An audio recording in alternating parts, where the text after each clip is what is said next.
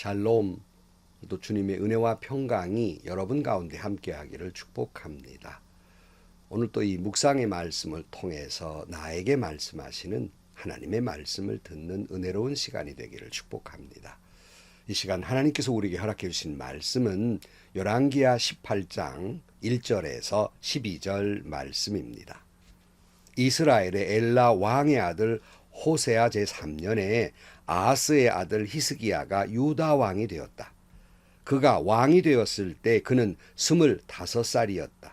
그는 예루살렘에서 29해 동안 다스렸다. 그의 어머니 아비는 스가랴의 딸이다. 그는 조상 다윗이 한 모든 것을 그대로 본받아 주님께서 보시기에 올바른 일을 하였다. 그는 산당을 헐어버렸고 돌기둥들을 부수었으며 아세라 목상을 찍어버렸다. 그는 또한 모세가 만든 구리뱀도 산산조각으로 깨뜨려 버렸다. 이스라엘 자손이 그때까지도 느우스단이라고 부르는 그 구리뱀에게 분향하고 있었기 때문이다. 그는 주님이신 이스라엘의 하나님만을 신뢰하였는데 유다 왕 가운데에는 전에도 후에도 그만한 왕이 없었다. 그는 주님에게만 매달려 주님을 배반하는 일이 없이 주님께서 모세에게 명하신 계명들을 준수하였다. 어디를 가든지 주님께서 그와 같이 계심으로 그는 늘 성공하였다. 그는 아시리아 왕에게 반기를 들고 그를 섬기지 않았다. 그는 가사와 그 전 경계선까지 또 망대로부터 요새화된 성읍에 이르기까지 블레셋을 모두 쳐 부수었다. 히스기야 왕 제4년에 곧 이스라엘의 엘라의 아들 호세아 왕 제7년에 아시리아의 살마네셀 왕이 사마리아를 포위하여 세해 만에 그 도성을 함락시켰다. 곧 히스기야 제6년과 이스라엘의 호세아 왕 제9년에 그들이 사마리아를 함락시킨 것이다.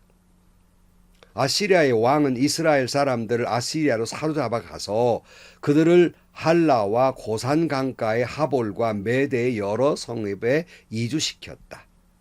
이렇게 된 것은 그들이 자기들의 하나님이신 주님의 말씀을 듣지 않고 그의 언약을 깨뜨렸으며 주님의 종 모세가 명령한 모든 것을 순종하지 않고 실천하지도 않았기 때문이다. 아멘.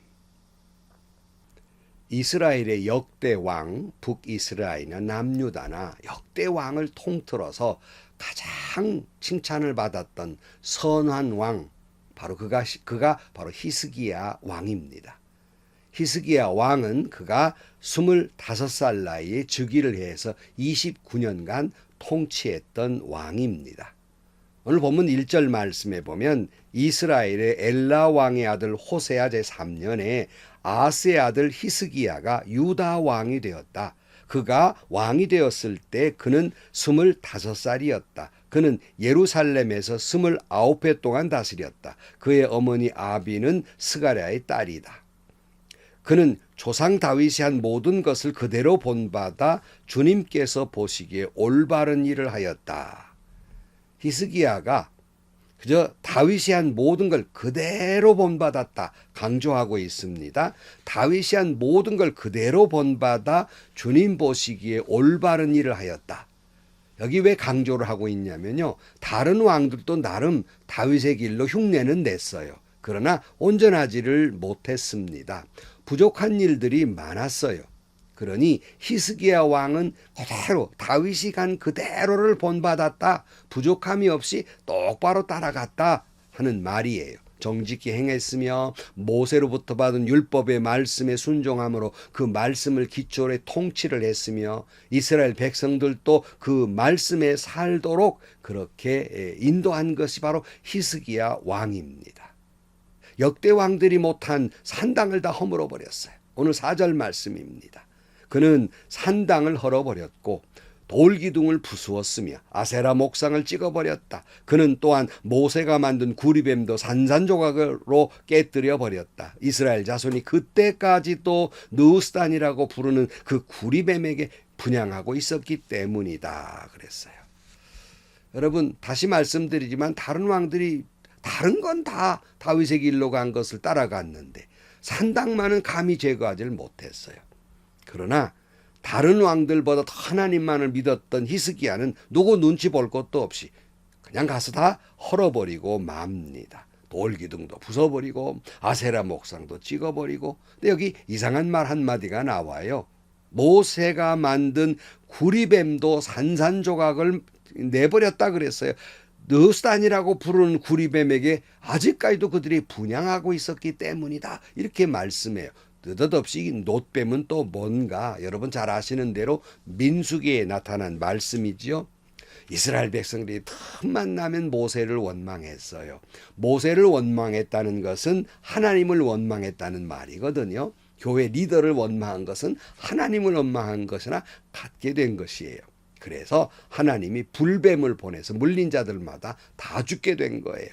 민수기 21장 5절 말씀. 그래서 백성들은 하나님과 모세를 원망하였다. 어찌하여 우리를 이집트에서 데리고 나왔습니까? 이 광야에서 우리를 죽이려고 합니까? 먹을 것도 없습니다. 마실 것도 없습니다. 이 보잘것없는 음식이 이제 진저리가 납니다. 그러자 주님께서 백성들에게 불뱀을 보내셨다.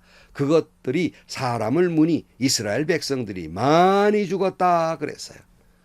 이스라엘 백성들 뻑하면 리더였던 모세를 원망하는 것 뻑하면 그러지요. 목사님 여러분, 모세도 그랬고요. 리더란 그런 소리를 듣는 사람들입니다. 때로는 마음이 아파도 모세도 그랬는데요. 우리가 감당해야 될 몫이라고 생각해요. 자, 이스라엘 백성들이 이번엔 또 살려달라고 야단하니까 모세가 이제 또 하나님께 기도하는 거예요. 민수기 21장 7절 말씀. 백성이 모세에게 와서 간구하였다. 주님과 어른을 원망함으로써 우리가 죄를 지었습니다. 이 뱀이 우리에게서 물러가게 해달라고 주님께 기도해 주시기를 바랍니다. 그리하여 모세가 백성들을 살려달라고 기도하였다. 주님께서 모세에게 말씀하셨다. 너는 불뱀을 만들어 기둥 위에다 달아놓아라. 물린 사람은 누구든지 그것을 보면 살 것이다.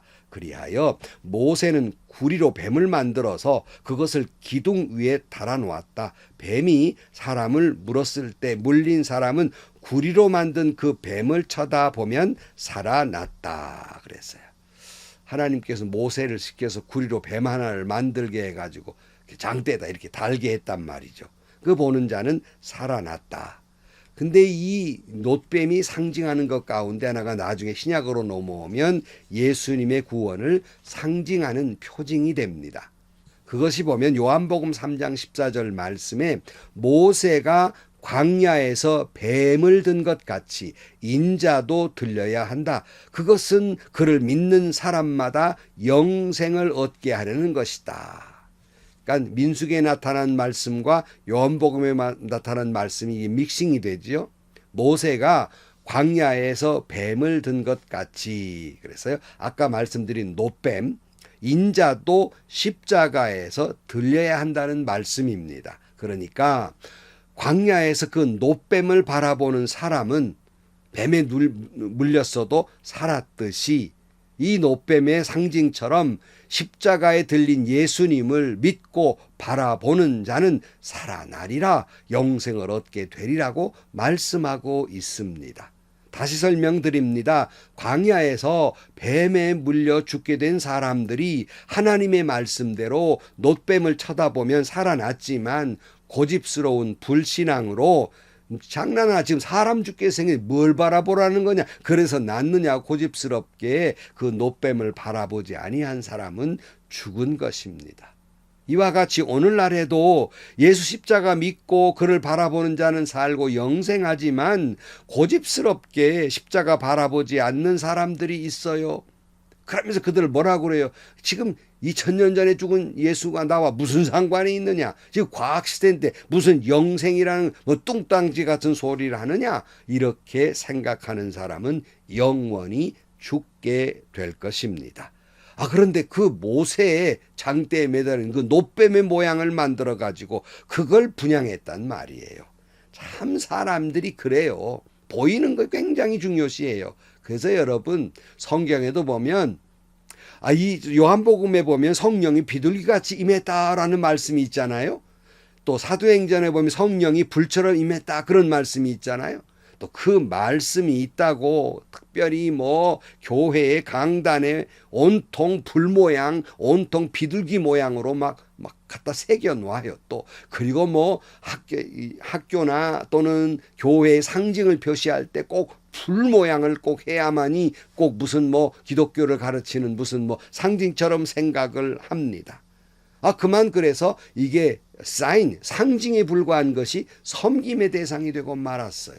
뭐 예수님이 나는 포도나무 너는 가지니 그랬다고 또 뭐 강단 의자에다가 포도나무를 새겨놓고 강단에 이 난리를 쳐요. 이게 상징적인 것이 섬김의 대상이 되어버리고 말았다는 말씀입니다. 상징으로 보았던 놋뱀이 그걸 섬기는 대상이 되어버리고 말았어요. 히스기야가 과감히 그 놋뱀을 부셔버린 겁니다. 5절 말씀, 그는 주님이신 이스라엘의 하나님만을 신뢰하였는데 유다 왕 가운데 전에도 후에도 그만한 왕이 없었다. 그는 주님에게만 매달려 주님을 배반한 일이 없이 주님께서 모세에게 명하신 계명들을 준수하였다. 여러분, 이만한 왕이 없었다. 최고의 왕이었다는 거지요. 하나님 보시기에 최고의 선한 왕이었다는 거지요. 하나님만 믿었으며 하나님만 바라봤으며 하나님께만 매달렸으며 주님의 말씀대로만 살았으며 그만한 왕이 없었다.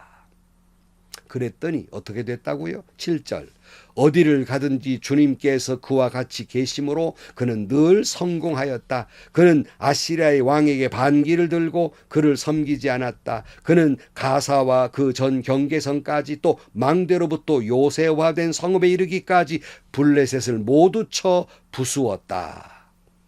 그러니까 하나님만 믿고 하나님께만 매달리니까 그가 어디를 간 주님은 그와 함께 하셔서 늘 성공하였다. 하나님이 늘 그와 함께 계셨기 때문에 뭐 대국인 아수르도 무서워하지 않았고 블레셋도 다 쳐 부숴버립니다.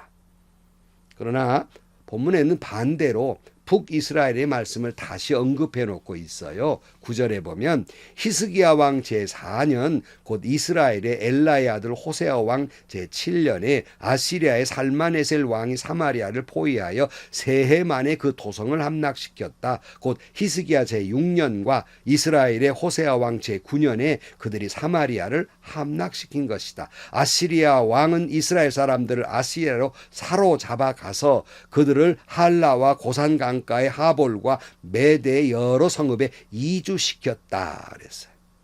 결국 북이스라엘은 살마네셀에게 망하지요. 이렇게 된 까닭을 다음 절에 말하고 있어요. 12절, 이렇게 된 것은 그들이 자기들이 하나님이신 주님의 말씀을 듣지 않고 그의 언약을 깨뜨렸으며 주님의 종 모세가 명령한 모든 것을 순종하지 않고 실천하지도 않았기 때문이다. 분명하게 말하고 있어요. 성도 여러분도 오늘 히스기야 왕처럼 다윗의 길, 오직 주님만 믿고 오직 주님만 신뢰하고 오직 주님만 바라보고 오직 주님께만 매달리고 오직 주의 말씀만을 순종함으로 말미암아 주님이 여러분과 함께 하시고 하는 일마다 모든 것이 승리하는 여러분들이 되시기를 주의 이름으로 간절히 축원합니다. 기도하시겠습니다. 하나님, 저희들로 하여금 히스기야 왕처럼 오직 주님만 바라보고 좌로나 우로나 치우치지 아니하고 주님만 붙들고 살게 하여 주옵소서. 주님만 매달려 살게 해 주옵소서. 그리함으로 우리가 어디서 무엇을 하든지 주님 우리와 함께 하시고 하는 일마다 성공하게 하여 주옵소서. 예수님의 이름으로 기도하옵나이다. 아멘. 여기 히스기야가 주님께만 매달렸다 그랬잖아요. 사실은 히스기야가 주님께 매달린 것 같아도 주님이 그를 붙잡아주고 계시는 거지요. 여러분들이 주님께 매달린 것 같아도요, 그 모습은 그렇지만 하나님이 여러분을 붙들고 계시는 거예요. 그래서 오직 주님만 바라보고 주님만 신뢰하고 주님만 믿고 주님께만 예배함으로 말미암아서 주님이 여러분과 함께 하시고 여러분도 모든 하는 일, 하고자 하는 일 성공하시기를, 형통하시기를 주의 이름으로 축복합니다. 행복하시고요. 좋은 일이 가득한 하루가 되시기를 주님의 이름으로 간절히 축원합니다.